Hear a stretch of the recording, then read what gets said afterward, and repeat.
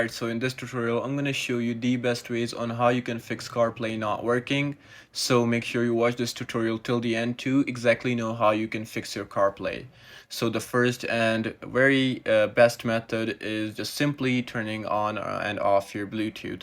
So if your Bluetooth is turned on, just like that, just simply turn it off and turn it back on and try it again. If it's not working, we can move on to our second method, which is simply we can just go to our settings, and inside settings you need to go to general.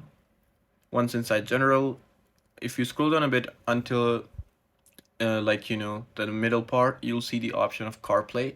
So go ahead and press on that, and right over here you should be able to see your car. If you don't see it, what you can do is just simply do the third method, which is simply doing the wired method.